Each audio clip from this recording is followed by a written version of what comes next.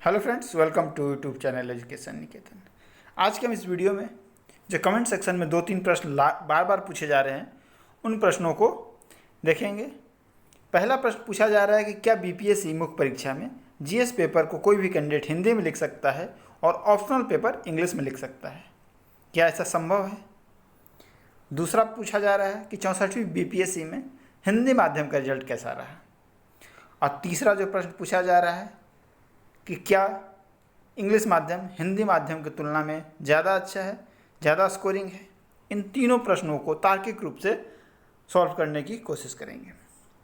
जो पहला प्रश्न है तो उसका उत्तर है कि नहीं, तकनीकी रूप से ऐसा नहीं किया जा सकता है। बीपीएससी ऐसा कोई भी ऑप्शन आपको नहीं देती है कि आप जीएस हिंदी में लिखें और अपना ऑप्शनल पेपर इंग्लिश में लिखें।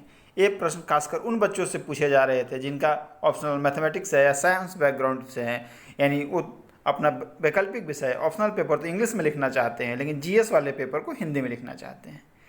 तो तकनीकी रूप से बीपीएससी ऐसा सुविधा नहीं देती है। मैंने इस रिगार्डिंग आरटीआई भी एक डाली, अगर उसकी कोई सूचना आती है तो मैं आपके साथ ज़रूर साझा करूँगा, लेकिन ऐसी अभी कोई भी व्यवस्था बीपीएससी के द्वारा नहीं की गई है। हाँ, लेकिन प्रैक्टिकली आप पूछा जाए तो कुछ बच्चों ने दावा किया है कि उन्होंने ऐसा किया है, उनकी मार्किंग भी हुई है और उनका रिजल्ट भी हुआ है।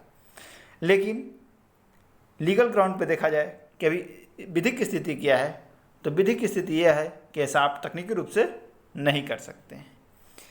अगर ऐसे में अगर आपका कोई पेपर ख़राब होता है और बीपीएससी को आप चैलेंज करते हैं तो बीपीएससी आपको इस बात को स्वीकार नहीं करेगी।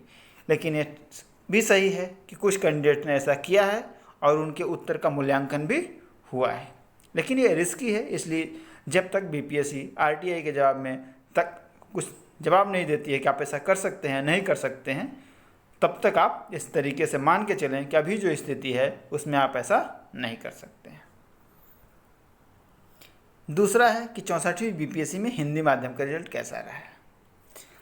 ऐसे अभी बीपीएससी ने कोई भी सूचना जारी नहीं की है कि हिंदी माध्यम या किसी अखबार वाले ने, किसी टीवी चैनल ने इस तरीके का कोई भी विश्लेषण जारी नहीं किया है कि हिंदी माध्यम का रिजल्ट इस बार कैसा रहा है। तो हमारे पास दूसरा सोर्स है कि हम अपने सोशल मीडिया प्लेटफॉर्म्स और बाकी जगह से एक एनालिसिस करके आप निष्कर्ष निकालने की कोशिश कर सकते हैं कि इस बार रिजल्ट कैसा रहा है। तो अगर रिजल्ट की बात की जाए तो हिंदी माध्यम में भी बहुत सारे बच्चों का इस बार चयन हुआ है। हाँ, लेकिन आप ये ज़रूर कह सकते हैं कि जो टॉप रैंकर्स हैं उसमें हिंदी माध्यम की संख्या काफ़ी कम हो गई है। लेकिन जहाँ तक चयन का सवाल है, हिंदी माध्यम से बहुत बच्चों का चयन हुआ है, इसमें भी कोई दो राय नहीं है। आपका जो तीसरा सवाल है कि बीपीएससी में हिंदी माध्यम अच्छा है या इंग्लिश माध्यम, तो अगर आपकी इंग्लिश पे पकड़ अच्छी है तो आपके मन में यह सवाल ही नहीं आना चाहिए कि इंग्लिश माध्यम अच्छा है या हिंदी माध्यम अच्छा है। अगर आप संघ लोक सेवा आयोग या राज्य लोक सेवा आयोग की तैयारी कर रहे हैं तो आपको इतनी जानकारी होनी चाहिए कि आज के डेट में इंग्लिश माध्यम में जितनी स्तरीय किताबें उपलब्ध हैं, जितने कंटेंट उपलब्ध हैं, जितने गवर्नमेंट्स रिपोर्ट होते हैं वो सारे इंग्लिश मीडियम में आते हैं, जितने रिसर्च होते हैं वो सारे इंग्लिश मीडियम में होते हैं। तो अगर आपकी इंग्लिश अच्छी है तो आपके मन में सवाल ही नहीं होना चाहिए कि हिंदी मीडियम लें या इंग्लिश मीडियम लें। आप आँख बंद करके इंग्लिश मीडियम लें। दूसरा ऑप्शन है कि आपकी इंग्लिश अच्छी नहीं है, तो जब आपके पास विकल्प है ही नहीं तो ये प्रश्न ही करना कि कौन सा माध्यम अच्छा है, आपके लिए प्रश्न ही जायज़ नहीं है। आप जिस माध्यम से भी अपने आप को कंफर्टेबल महसूस कर रहे हैं उसी माध्यम में बेहतर करने की कोशिश कीजिए। लेकिन अगर आप इंग्लिश में कंफर्टेबल हैं तो आराम से आप इंग्लिश मीडियम को चुनें।